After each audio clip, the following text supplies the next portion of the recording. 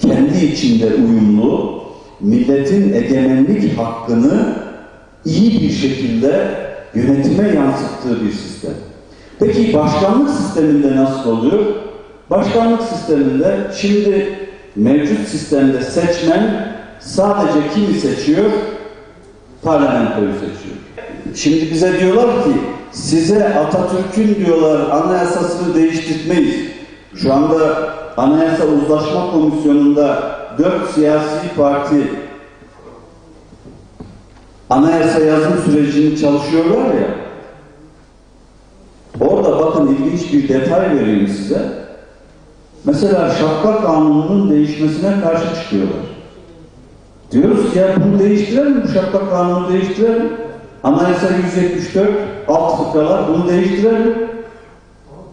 Diyorlar ki biz devrim kanunlarına dokundurtmayız. Sen diyorum suç işliyorsun, şapka takmamışsın. Hayır diyor değiştirmeyelim. Peki bey, paşa, hanım, hanımefendi bunları kullanmak da yasak. Bak ben sana bey diyorum, paşa diyorum. O zaman suç işliyorum. Hayır onlarla dokundurtmam. Şimdi 1961 Anayasası Atatürk'ün anayasasını değiştirenlerin yaptığı bir anayasadır. O yüzden Atatürk'ün arkasına sığınmasınlar. 1961'den sonra egemenlik milletten alınıp yetkili organlara verildikten sonra ne oluyor? Askeri vesayet yılları başlıyor. Sonra bildiğiniz gibi 80'de bir darbe daha yapıyor. Sonra 82'de anayasayı güncelliyorlar.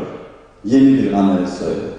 Hatırlarsanız 82'den sonrası da artık bizim, çok iyi hatırlarsınız o yılları, 82'den sonrası bizim anayasa tartışmaları yaptığımız yıllardır. Ve başkanlık sistemi tartışması da 80'li yıllarda başlamıştır.